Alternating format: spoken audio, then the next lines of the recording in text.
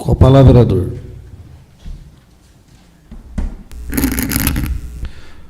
Cumprimento o presidente da casa, em seu nome a vereadora, nossos colegas aqui presentes, o público, aqueles que nos assistem pelas redes sociais, em especial a todos os soldados aqui presentes, todos os PMs, toda a companhia, aos professores, a Suzy, que está sempre assistindo e acompanhando a Câmara de Vereadores.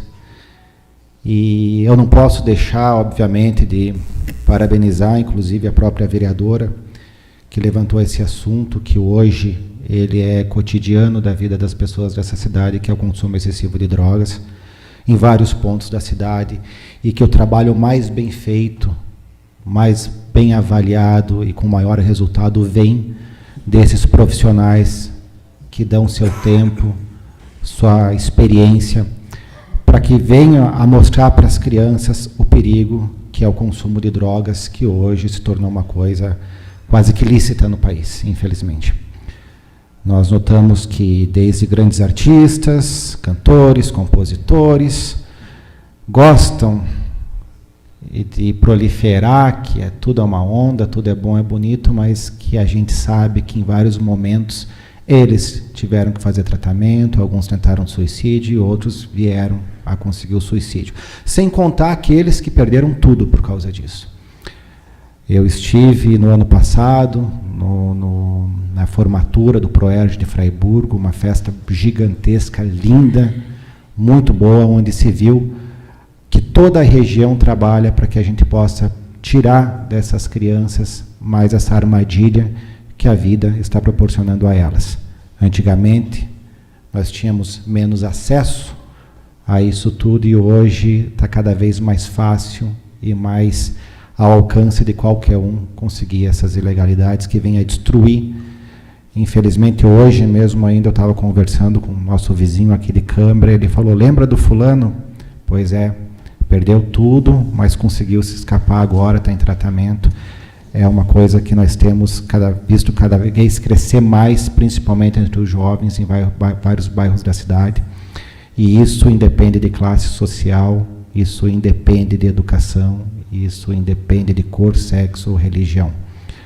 Os parabéns a todos os professores que se juntam a essa luta, a essa batalha, a toda a equipe da PM, não só de Videira, mas de toda a região, que mostra mais uma vez que a PM de Santa Catarina não é apenas a melhor do Brasil, só em segurança, mas sim em enfrentar todos os desafios futuros com muita hombridade, muita dedicação e muita competência.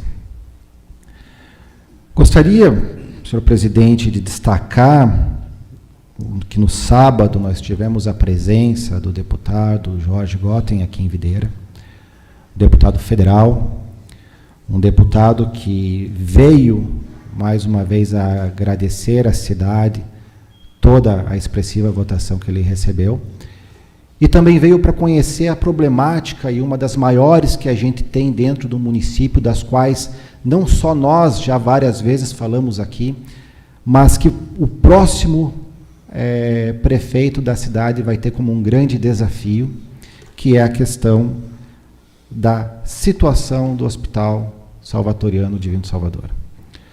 O deputado, que eu agradeço mais uma vez aqui, nos trouxe duas emendas, uma delas no valor de praticamente 515 mil reais para aquisição de um ventilador pulmonar, mesa cirúrgica e termodesinfectadora, e mais uma outra emenda parlamentar de 80 mil reais para comprar um novo veículo para o TFD, para fazer o transporte dos nossos pacientes para outras localidades que têm as especialidades que nós não contamos aqui ainda em Videira. A questão do Hospital Divino Salvador já foi levantada diversas vezes aqui, mas que hoje nós sabemos, temos o conhecimento que a mesma estrutura que nós temos há 10 anos não consegue mais se adaptar ao crescimento populacional que nós temos na cidade de Videira.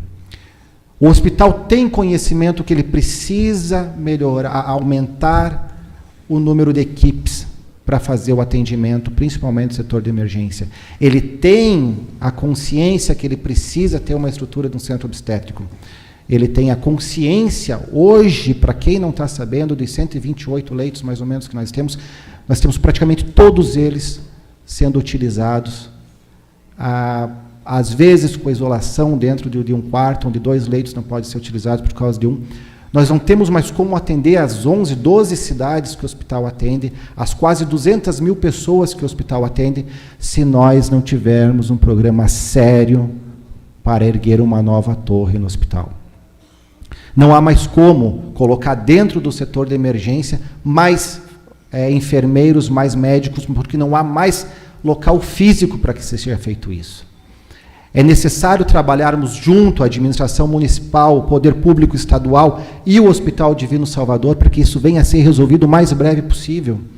Não se trata mais de boa vontade de um ou de outro, mas de uma necessidade que nós temos de resolvermos a situação de espaço, de infraestrutura do hospital. Sem isso, não adianta nós discutirmos e trazermos emendas e emendas, se nós não temos como aplicá-las, muitas vezes por falta de local próprio.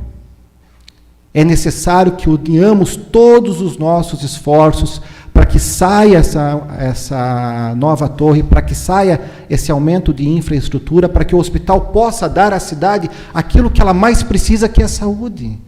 Não podemos mais ver as pessoas esperando 4, 5 horas.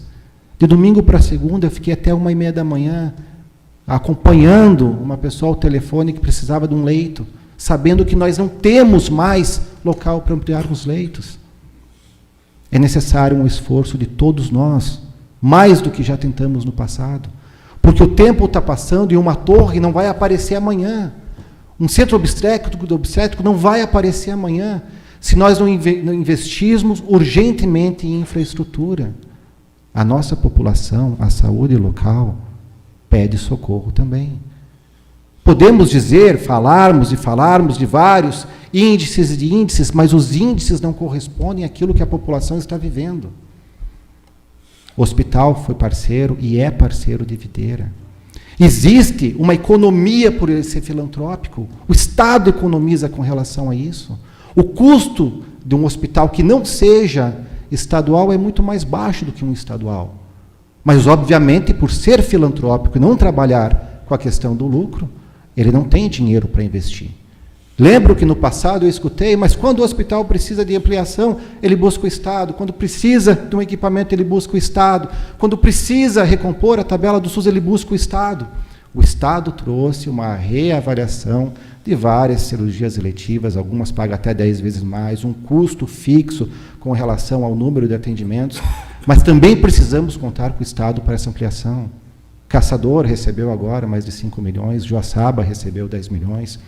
E foi isso que nós informamos ao deputado Jorge Gotham, do qual estendeu a mão e falou que irá, sim, conversar com as secretarias responsáveis para que a gente venha o mais breve possível conseguir essa ampliação, para que a gente, pelo menos os leitos, o básico de um hospital, a gente venha a conseguir o mais breve possível. Agradeço muito ao deputado, muito mais do que as emendas, mas a porta dessa ampliação que tanto depende da parceria com o governo do Estado. O nobre colega, o nosso colega Antunes aqui, ele colocou algumas questões bastante significativas, das quais, já por diversas vezes, foram citadas nessa casa. Não se trata da vontade da Câmara de Vereadores, não se trata da vontade de um vereador em questão. A questão do lixo foi tratada e discutida aqui com o diretor da Visan, do qual nos trouxe várias opções, do qual se colocou que iria ser feita uma modificação. Passam-se os dias, passam-se os meses. Aonde estão essas modificações? É inacreditável, e isso também é falho de nós aqui, que você, ao lavar o seu carro, você pague por lixo. Ao lavar a sua casa para pintar, você pague por lixo. Não faz lógica nenhuma. Da onde que vem esse tipo de tratamento? Como que você pode anexar um consumo ao outro? Esperamos ainda a posição do Ministério Público quando nós fomos até lá e solicitamos a ele orientação com relação a essa lei em si. Mas precisamos que aquilo que foi dito nessa casa, nessa cadeira aqui, venha a ser realmente feito. Nos foi dito que a forma de taxação seria diferente, e nós continuamos aguardando. O período eleitoral está aí. Talvez seja mais uma ação que o próximo prefeito terá que decidir sobre a cidade. Duas coisas que eu notei ao longo das os meus colegas que falaram aqui, e das quais eu concordo plenamente. Tanto o Tatá quanto o Pezzini, eles citaram a relação de fiscais receberem comissão. Eu lembro, colegas, antes de eu estar aqui, lá em 2016, na verdade, para 2017, que se eu não me engano foi a segunda votação, de que esse projeto, que é um projeto, curiosamente, coisa de Brasil, um projeto que saiu a nível nacional, de que fiscais devem receber comissões por multa. E eu lembro que a justificativa a nível nacional era que se você não der uma comissão para um fiscal, ele vai se render à propina. Ora, se você trabalha na iniciativa privada e você está desviando dinheiro, você é demitido. Mas se você trabalha como funcionário público, você tem que receber um bônus para não ceder às ofertas de propina. É óbvio que isso é uma coisa totalmente brasileira, um absurdo. Tentamos aqui mais de uma vez estudar o projeto, ver como que pode ser feito para retirar isso. Lembro, inclusive, que quando estava em votação, eu fiz uma postagem. Cadê a SEAV? Cadê o CDL? Vão ser os seus sócios associados, vão ser os maiores punidos com relação a isso. É óbvio que o fiscal, e eu não coloco culpa em A ou B, mas ensina a lei em si. Se ele está ganhando 200 de comissão, ele vai botar no orçamento dele. Se ele está ganhando R$2.000, ele vai botar no orçamento pessoal dele.